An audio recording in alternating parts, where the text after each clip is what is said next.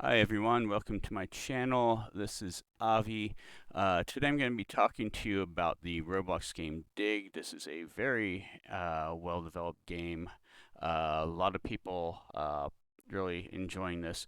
And my whole thing today is going to be how to navigate the Cinder Caverns because there's not good information on this. So when you spawn into the game, you spawn in Foxtown. This is the map. Gray are roads. Right over here is where Cinder Caverns are. It's kind of east and south of Foxtown. Um, Now, for the purpose of this video, we're going to need a vehicle. I'm first going to show you how to get from Foxtown to the caverns, and then there are three different areas in the caverns we're going to go to and back.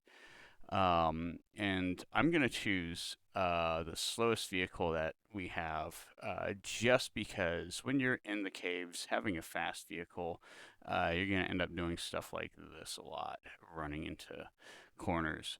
That's not what we want to do. So, easiest way out of Foxtown is down this road. This is actually on the west side of town, close to the Cinder Shores. We're going to cut across below Foxtown here. See, if we go left, that's going to take us back to Foxtown and a location behind the leaderboards. It's not a convenient place to get your vehicle in and out of, actually. So we're going to go down from this road south, then we're going to go west where it branches here. Now, what we're looking for is this blue covered wagon. This is your indication that you have reached the road to the Cinder Caverns. And as we go north, note that there is no compass or cardinal direction indicator in this game. So, what I'm saying north, south, east, and west are just relative to like what they show on the map. Uh, this is the upper floor of the cavern. It's fairly simple. You just go straight back. One of the things you will find on the lower level is that you can easily get lost on it. However, all of the pathways that go either from to and from the entrance to any of the location of interest will have like let's say these wooden scaffoldings, platforms and stuff, or they will have like some sort of other indicator. It's like when you get into areas where there are like no alcoves with boxes that have lanterns on them. I'm going to skip ahead here to the countdown of the elevator descending. Um, what I'm trying to get at is that there will always be something interesting to see along the way. If you're in the cavern and it's just bare walls, that's where you end up getting lost. So this is the lower level. It costs 1,000 uh, coins or currency to get down here. There are a couple things to buy. You can spawn your vehicle down here if you didn't bring one at the mechanic. Um, you can buy magnet crates, special shovels. There's this rock breaker. This is the platform where you go back. Going back is free. You just have to park on this platform and talk to the NPC next to it. So that all being said, I think we're going to go ahead. You notice that when you open the map in the cave, there is nothing is, there's no information. So that's the purpose behind this video. A lot of people have made some short videos that kind of cover slightly how to go to and from places, uh, but not very well. So for everything that we're going to, there are three locations.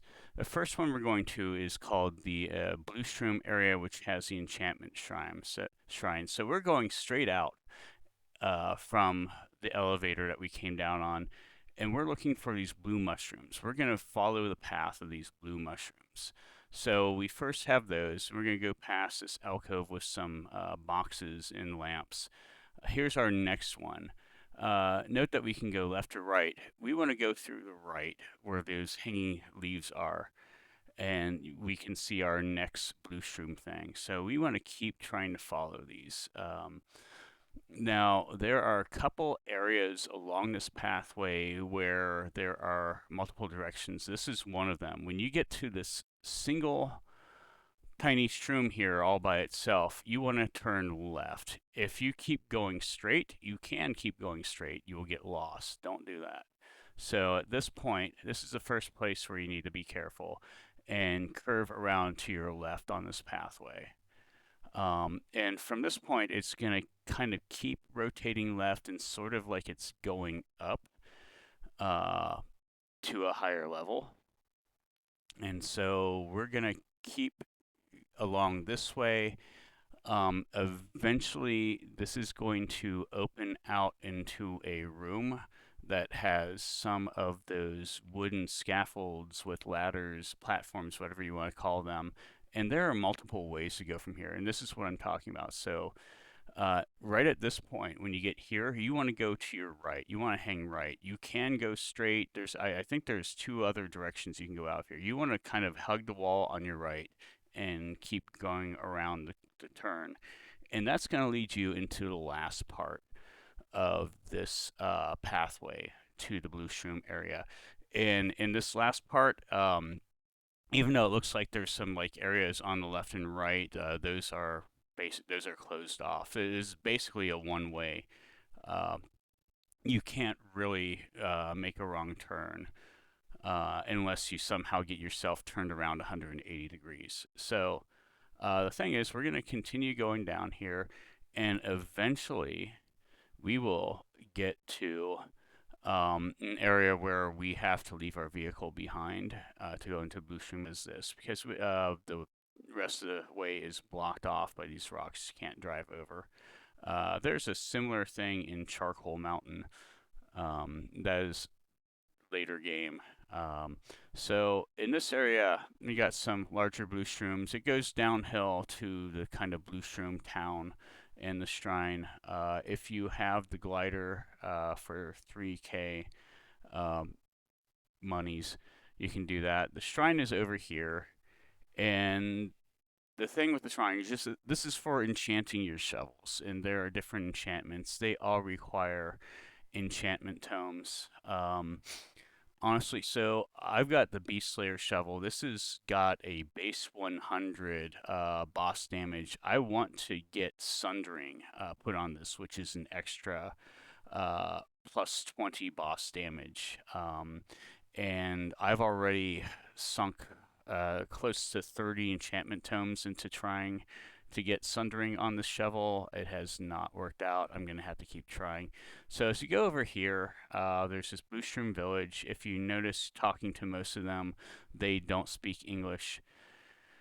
Now, I believe earlier, this guy here called the Old Blue Shroom, I believe he gives a quest. There's definitely a merchant down here for selling stuff, because this area is mineable. You can dig in this area.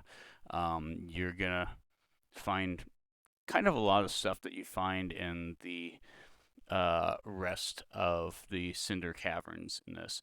Now, around this town, you can go downhill, and there's actually quite an area to explore. It is possible to get lost in this area. I recommend just kind of staying up here near the shrine to do your digging and enchanting. Um, but when you are done in this area, the way out is the way that you came. It is this way. You'll see it's got an uphill area with these trees marking it, and the two big shrooms. So everything else from that area was downhill. I think this is the only uphill place.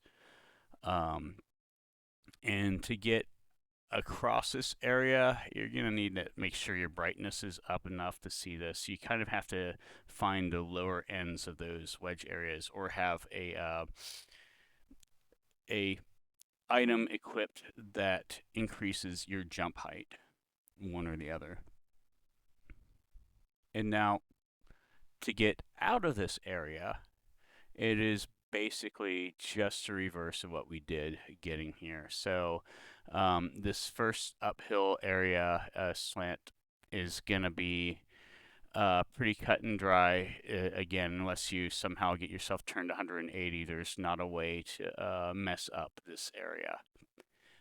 It's when we get back up to where there are the lanterns and the wooden scaffold structures that we need to.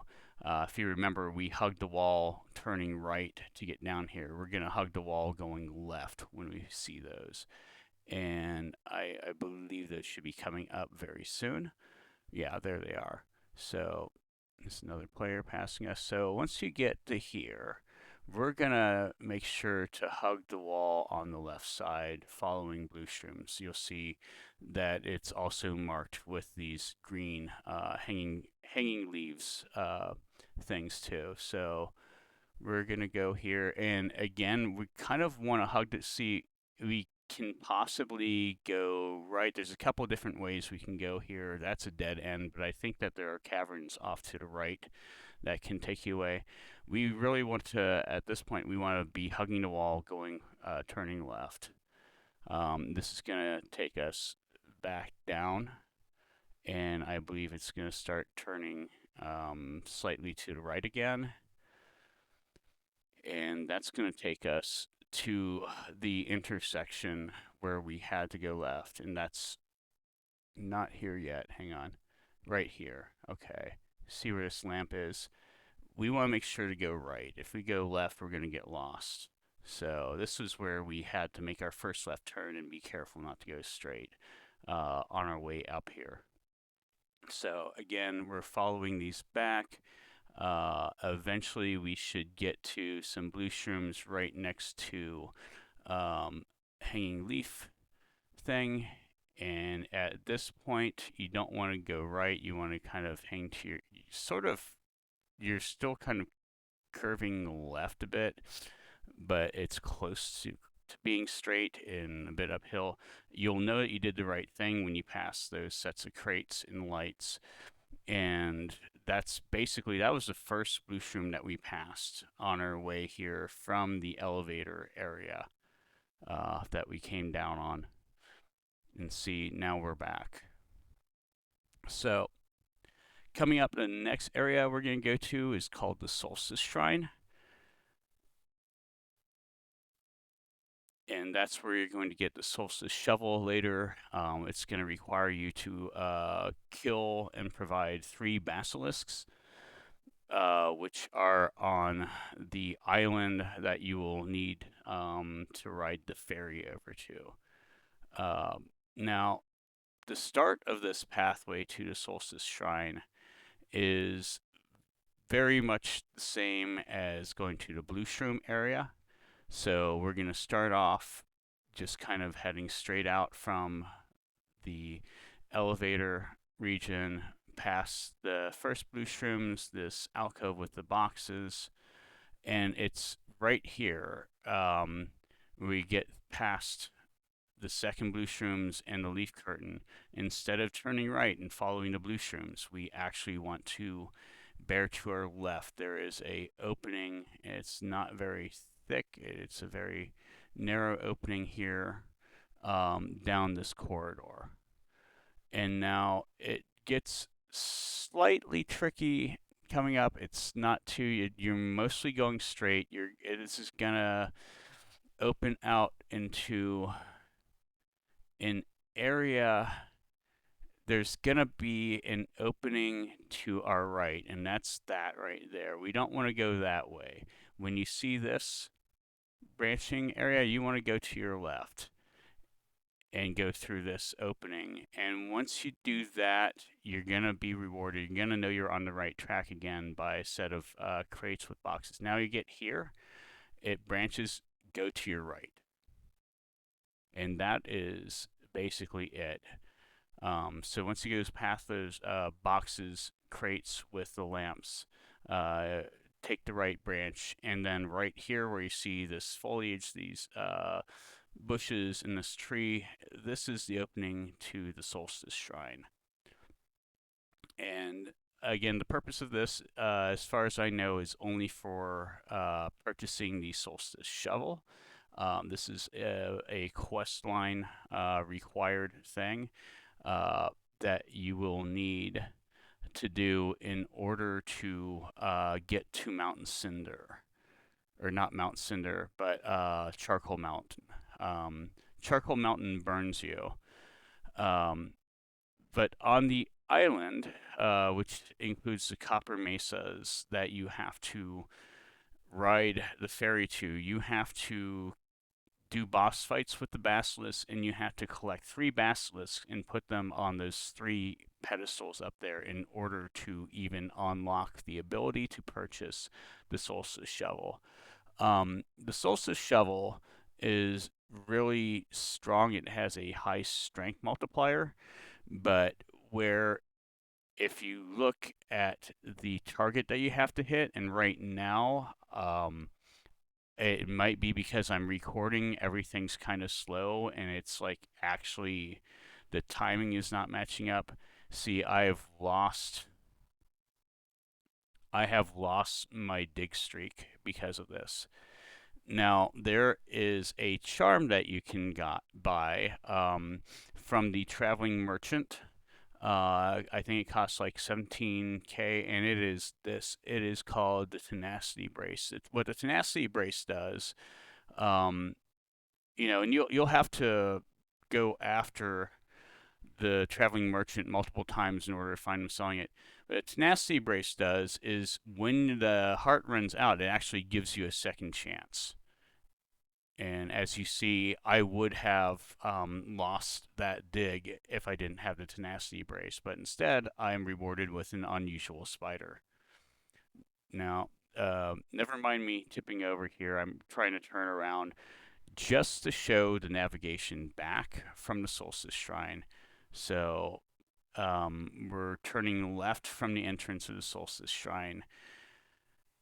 And now, if you remember right here, we want to go left. So we're following the landmarks, basically. So you see there's the boxes in lamps there.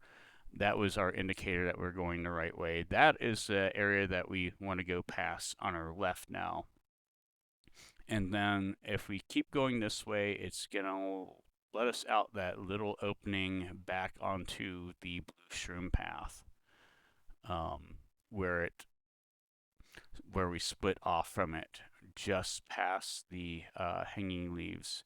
So, and that's right here. And so that's, if we were to go to the blue shroom area, we would be continuing on that way. Instead, we're going right out here and kind of slightly left, but sort of straight. Again, here's our indicator, some boxes and lamps and stuff, telling us that we are on the path to civilization. And now we are back to the main elevator area that we first came down in. Now, the last area that we're going to go to is the Spider Boss Shrine. And the Spider Boss Shrine is also the same level. We're going to be heading out kind of same direction, but instead of following the blue shroom path at all, we're going to be going off to the left down this tunnel, and we're going to start following spider webs. So right here, I believe you can go left there. And I believe this is the right way here. Yes, okay. So we see our spider web. That's telling us that we're on our way to the spider boss area. And once you get to this, you're going to go basically straight through. Don't go left past this. And it's going to kind of keep us sort of, to the rightish. And then we're going to come to more branching. There's not a lot. There's spider web there. Okay. That's what we want to follow. Whenever you see a spider web, you want to follow that. And then here, we want to turn right. And we should see a spider web on our right. Right there is hard to see. And if you see it right there in the headlights for briefly, that's letting us know that we're still on the right path. And eventually you should get to this opening that's got a big spider web covering it, and this is the spider's keep. The home where you will fight the spider boss. Now, to fight the spider boss, you will of course need to buy a web totem. Somebody else will have you or somebody else will have to use a web totem or web horn rather, not totem, to summon the spider boss. I do believe that most of these bosses will spawn on their own without being summoned, but uh, in lieu of that, if that doesn't happen, you're going to need to buy one of the horns from the combat guild or rely on somebody else to buy it. So we're going back now. We're just finding our way out. Um, Remember we made a right turn right before there. We're going to go left. And so we see there's our spider webs telling us that we're going the right way. And here we have two possibilities. Look for the possible direction where you have structures or lighted areas or hanging leaves. These are our indicators. So if you ever get lost down in these caverns, which is possible, drive around until you find some of these lighted structures with lamps or hanging leaves, and then try to find your way back to the next one from there. Um, but that is basically it. Those are the three areas: the Bluestrom town with the shrine, the Solstice Shrine, and the Spider Boss area. So we're going to go back up. We're going to get our way back to Foxtown here. Just drive into this little yellow square, talk to that person. It's free to go back. It costs 1,000 to come down here. The timer to go back is also way shorter. It's just seconds instead of like a minute and a half. It puts you on this little area on the upper floor surface level, they call it. You will always, your vehicle will be facing the wrong way. To get out of here, we needed to turn around. That was the main elevator behind us that we took to go down. And you just find your way out by going uphill. And, you know, I don't know if there are any branches that go off the left and right, but staying around the lighted wooden structures and the hanging leaves. But now we're back on the road out of Cinder Caverns. Here is where we turned left to go in, so we're going to turn right here. This is the branch where we turned left coming from Foxtown area. And if we continue straight, if we go left, that's going to take us, we'll have options to turn right to go up to Foxtown or to continue straight to go to the beach to the Cinder Shores area. So this is the other way that you can go out of the town. It's not as convenient because of how narrow this is, and the roadway doesn't actually come all the way up. This is kind of treated like a dead end in the town where the leaderboards are. But you know, that's it. I hope you found this helpful. If you didn't, you know, don't forget. If you did find this helpful, please consider liking and subscribing for more content in the future. Again, Dig is a very wonderful game made by the people who made Fish before Fish went south and became like a big cash grab. I highly recommend this game to anyone. This is Avi. Peace out.